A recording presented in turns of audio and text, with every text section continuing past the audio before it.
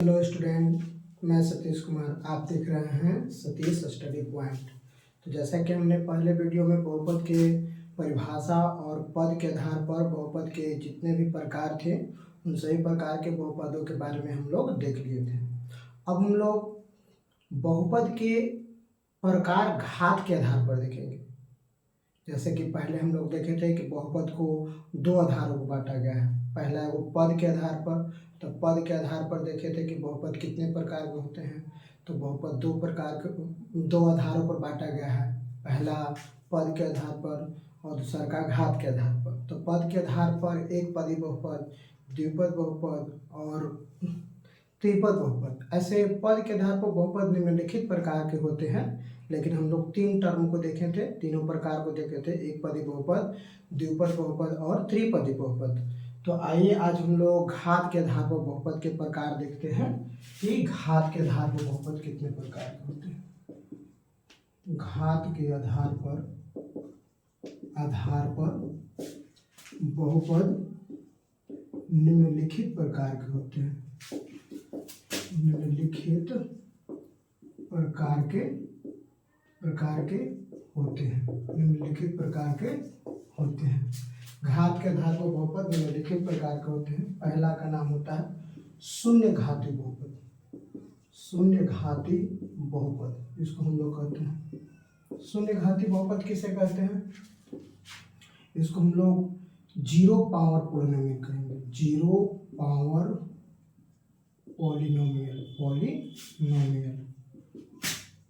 Polynomial. तो वैसा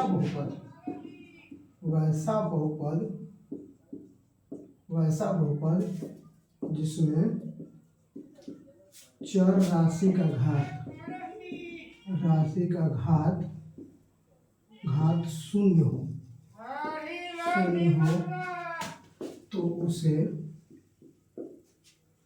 तो उसे शून्य घाती बहुपद कहते हैं। तो उसे शून्य घाती बहुपद कहते हैं। वैसा बहुपद जिसमें चर राशि का घात शून्य हो उसे हम लोग शून्य घाती बहुपद कहते हैं। एग्जाम्पल के तौर पर देखते हैं। तो एग्जाम्पल के तौर पर जैसे कि 5x पर पावर 0, ये हमारा शून्य घाती बहुपद है। हम ऐसे लिख देंगे 3, ये भी हमारा शून्य घाती बहुपद है क्योंकि कुछ न लगल है तो x पर पावर 0 है।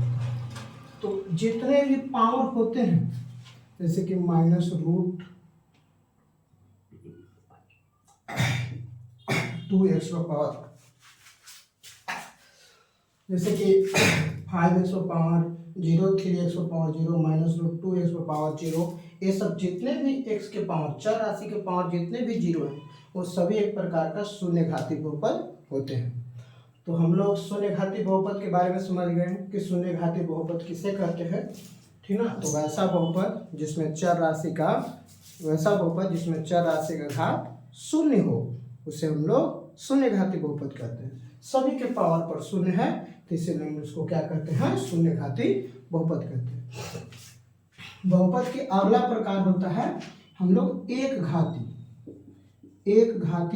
बहुपद कहते हैं, या इसको हम लोग रैखिक बहुपद भी कहते हैं। रैखिक बहुपद, इसको हम लोग लीनियर पॉलिनोमियल कहते हैं। तो हम लोग देख रहे थे शून्य घाती बहुपद। शून्य घाती बहुपद क्या था? तो वैसा बहुपद जिसमें चर राशि का घात शून्य हो उसे शून्य घाती बहुपद कहते हैं। जैसे कि 5x पर पावर 0, 3x पर पावर 0, -√2x पर पावर 0, जितने भी चर राशि पर शून्य है वो सब है शून्य घाती बहुपद। अब हम लोग देखेंगे एक घाती बहुपद या रैखिक बहुपद किसे कहते हैं। तो वैसा बहुपद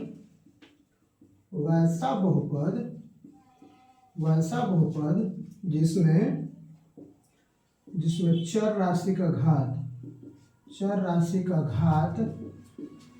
एक हो, जिसमें चर राशि का घात एक हो उसे एक घाती बहुपद कहते हैं। वैसा बहुपद जिसमें चर राशि का घात एक हो उसे हम लोग एक घाती बहुपद कहते हैं। जैसे कि जैसे में एग्जाम्पल हो जाएगा 3x + 2, पावर कितना है 1 है, तो इसे हम लोग कहेंगे एक घातीय बहुपद। लेकिन अगर आपसे यह पूछ लिया जाए कि कै पदी बहुपद है, तो हम लोग 1 1 2, तो हम लोग बोलेंगे कि द्विपदी बहुपद है। लेकिन अगर घात के अनुसार पूछा जाए कि कै घातीय बहुपद है, तो हम लोग बोलेंगे कि एक घातीय बहुपद है। ऐसे अगर बात आ जाए x + 3, ये भी एक घातीय बहुपद है।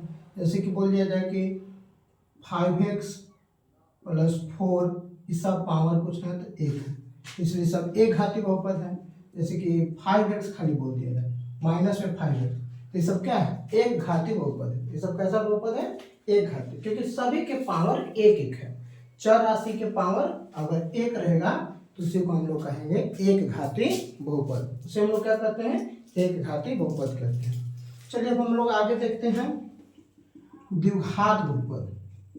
द्विघात बहुपद, द्विघात बहुपद इसको हम लोग क्वाड्रिक, इसको हम लोग बाइनोमियल, इसको वैसा बहुपद, वैसा बहुपद जिसमें चर राशि का घात, जिसमें चर राशि का घात 2 हो, उसे द्विघात बहुपद कहते हैं। द्विघात बहुपद कहते हैं, उसे हम लोग द्विघात बहुपद कहते हैं। वैसा बहुपद जिसमें चर राशि का घात 2 हो, उसे हम लोग क्या कहते हैं द्विघात बहुपद कहते हैं। द्विघात बहुपद, वैसा बहुपद जिसमें चर राशि का घात 2 हो, उसे हम लोग क्या कहते हैं द्विघात बहुपद कहते हैं। जैसे एग्जाम्पल के तौर पर, जैसे कि 2x² + 3x + 5, तो चर राशि पर घात कितना है 2, और अच्छा 3x पर पावर 1 है, तो पावर जिसका बड़ा रहता है वही घात का बहुपद होता है। तो इस पर 1 है और इस पर 2 है, तो इसलिए 2x², तो यही के बहुपद कहलाएगा। तो यानी कि 2 है, इसलिए हम लोग कहेंगे इसको कि यह द्विघात बहुपद है। अगर इसको पूछ देता कि पद के आधार पर कै पदी बहुपद है, तो हम लोग 1 2 3, तो पद के आधार पर यह त्रिपदी बहुपद है। और घात के आधार पर यह कै पदी बहुपद है, तो घात के आधार पर यह द्विपदी बहुपद है।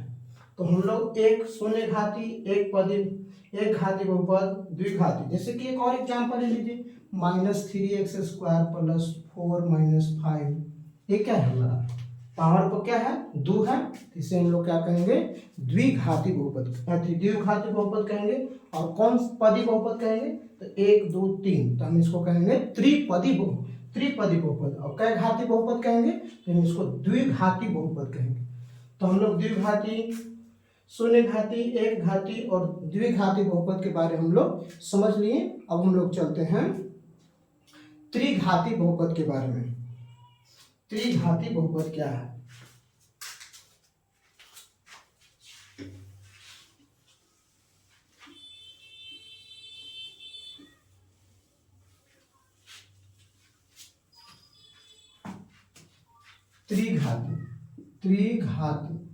त्रिघाती बहुपद क्या है?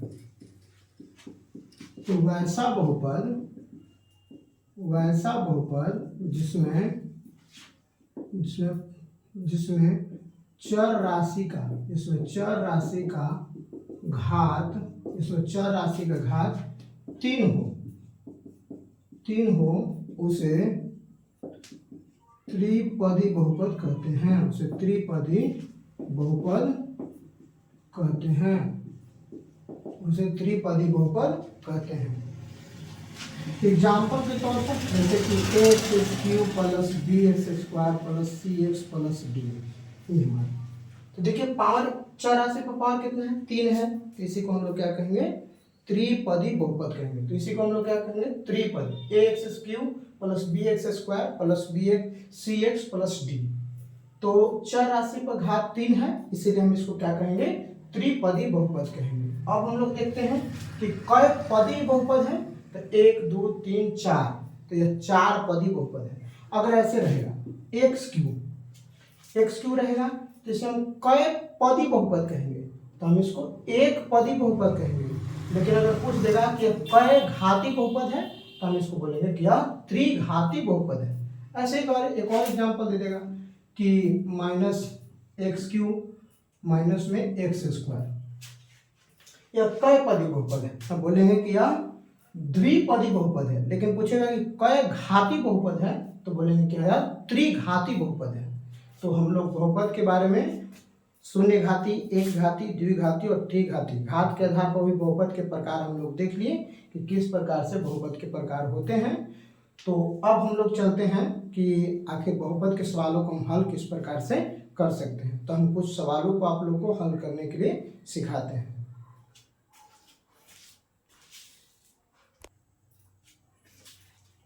तो जैसा कि हम लोग देखें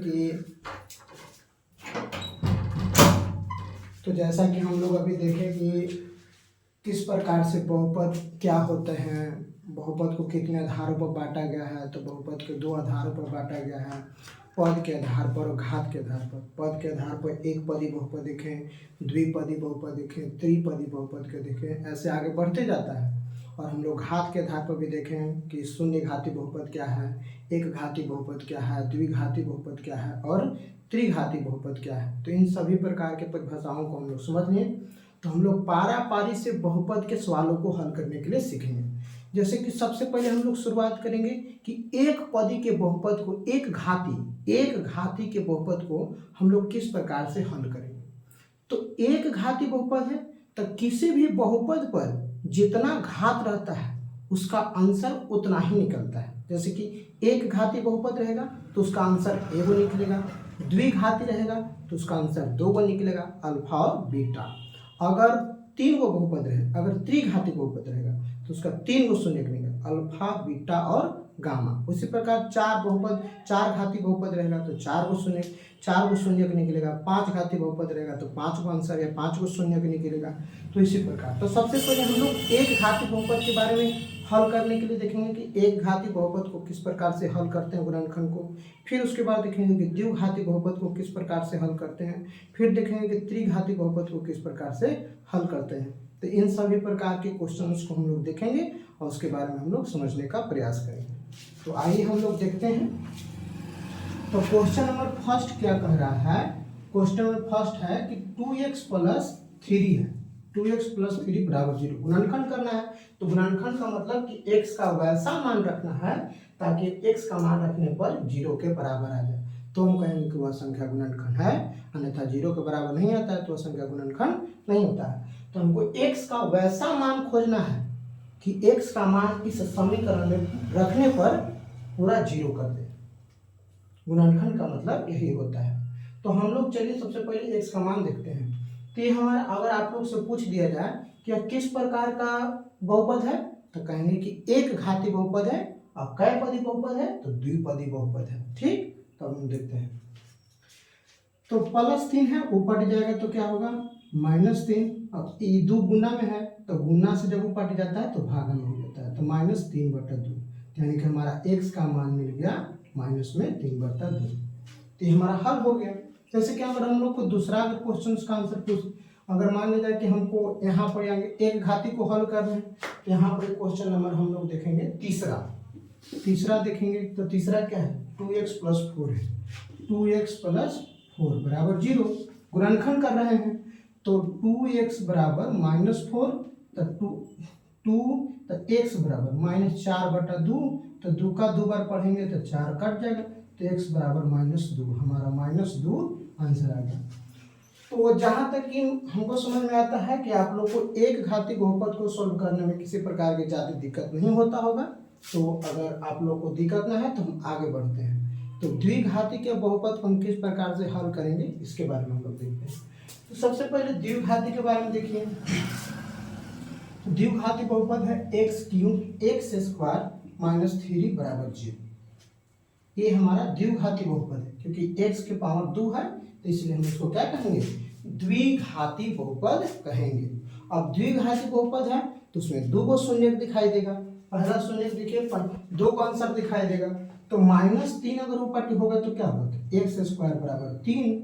अब स्क्वायर जब बराबर को ऊपर जाता है तो क्या हो जाता है x बराबर रूट अंडर 3। x बराबर क्या हो जाता है रूट अंडर 3। तो रूट जैसे ही लगता है तैसे ही प्लस माइनस हो जाता है, अर्थात x का मान हो गया वो प्लस में रूट 3 और a हो गया माइनस में रूट 3। ये हमारा आंसर हो गया x का मान। उसी प्रकार से देखिए अगला क्वेश्चन है, जैसे कि आप लोग को ये वाला है एक्स स्क्वायर, ये वाला है। तो देखिए दूसरा नंबर, ये हमारा क्या नंबर था, ये हमारा चौथा नंबर था, ये हमारा चौथा। दूसरा नंबर क्वेश्चन क्या कह रहा है, दूसरा नंबर क्वेश्चन कह रहा है कि एक्स स्क्वायर माइनस में 9 बराबर 0। तो हम लोग -9 ऊपर ले जाएंगे तो क्या होगा, तो एक्स स्क्वायर बराबर 9 हो जाएगा। और स्क्वायर को जब हम ऊपर करेंगे तो क्या हो जाएगा रूट अंडर 9। तो एक्स बराबर 3। हम बताए थे कि रूट के पहले प्लस और माइनस रहता है, तो प्लस और माइनस, अतः एक्स बराबर हमारा हो गया +3 और वो -3। ये हमारा आंसर हो गया। तो इस प्रकार से हम लोग देखें कि द्विघात बहुपद के छोटे छोटे सवालों को हम किस प्रकार से हल करेंगे। अब हम लोग कुछ आगे बढ़ते हैं, इसके बारे में और आगे देखते हैं क्या क्या होता है। तो जैसे कि हम लोग जान रहे हैं कि हम लोग एक घाती बहुपद के हल करने के लिए सीख गए, अब द्विघाती बहुपद को किस प्रकार से हल करेंगे उसको हम लोग सीख रहे हैं। तो सबसे पहले हम लोग अब क्वेश्चन नंबर हम लोग को लेना है 5 नंबर। 5 नंबर को कैसे हल करेंगे, तो 5 नंबर क्वेश्चन क्या कर रहा है, 2x² - 8x +6 है। तो जब इस प्रकार के क्वेश्चंस आएगा, द्विघाती बहुपद है लेकिन पद के अनुसार यह कै पदी बहुपद है, यह 3 पदी बहुपद है। तो इस प्रकार जब आएगा क्वेश्चंस तो हम लोग को कुछ नहीं करना है, हम इसको ट्रिक मेथड से भी देखेंगे कि ट्रिक से किस प्रकार से बहुपद को हल किया जाता है, और फिर सरल मेथड से भी देखेंगे किस प्रकार से इसको गुणनखंड विधि से बहुपद को किस प्रकार से आंसर निकाला जाता है, और फिर सर्वमान्य फॉर्मूला जिसे हम लोग धीराचार्य का फॉर्मूला कहते हैं उसके द्वारा भी देखेंगे हम लोग किस बहुपद का गुणनखंड किस प्रकार से करते हैं। तो हम लोग आज बहुपद को 3 विधियों से हल करने के लिए सीखेंगे कि बहुपद को ट्रिक मेथड से कैसे बहुपद को हल करते हैं, फिर उसको धीराचार्य के नियम से हल कैसे करते हैं, फिर उसको गुणनखंड विधि से हल कैसे करते हैं। तो सबसे पहले हम लोग गुणनखंड विधि से हल करने के लिए बहुपद को सीखेंगे। तो सबसे पहला बात यहाँ पर क्या है, आज सिर्फ हम लोग आज के वीडियो में सिर्फ हम लोग गुणनखंड विधि से ही हल करने के लिए सीखेंगे। बाकी के अगले वीडियो में हम लोग धीराचार्य के नियम अगर हम सूत्र बैठाएंगे तो कैसे एक सूत्र पर पूरा आंसर निकल जाता है उसके बारे में अगले वीडियो में सीखेंगे। तो देखते हैं। तो सबसे पहले इस प्रकार के क्वेश्चंस को हल करने के लिए क्या किया जाता है, अगर सभी में 2 है तो 2 कॉमन निकाल भी सकते हैं, तो 2 कॉमन निकाल दिए। बराबर में 0 रखना जरूरी है, तो x² - 4x +3 बराबर क्या हो जाएगा 0। तब 2 गुना में 2 कट जाएगा तो 0 से जो टकराएगा वो 0 हो जाता है, तो 4x + में 3। अब हमारे मेरा बचा कुछ ना, तो 1 बचा, तो 1 में 3 से गुणनखंड करने का निकालने का मेथड है 1 में 3 से फर्स्ट इनटू लास्ट में गुना किया जाता है। तो 3 में 1 से गुना करेंगे 3, और 3 को ऐसी 2 संख्या में तोड़ेंगे कि ताकि जोड़ला पर हमको -4 आ जाए, क्योंकि यहाँ पर जो चिन्ह रहता है उसी के हिसाब से देखा जाता है। तो प्लस है तो जोड़ला पर हमको -4 आ जाए और गुना करला पर हमको 3 आ जाए, तो वो -1 लिखेंगे और -3 लिखेंगे। -1 में -3 में -1 से गुना करेंगे तो 3 आ जाएगा, और -1 और -3 अगर जोड़ेंगे तो हमारा -4 आ जाएगा। तो इस प्रकार से हम लोग देख लिए कि किस प्रकार से हम लोग को निकालना है। तो अब हम लोग देखेंगे यहाँ पर कि x² -x लिख देंगे क्योंकि 1 छुपा रहता है, और -3 तो -3 लिख देंगे, तो -3x और -x तो -4x हो जाएगा, और +3 है तो +3 लिख दिए।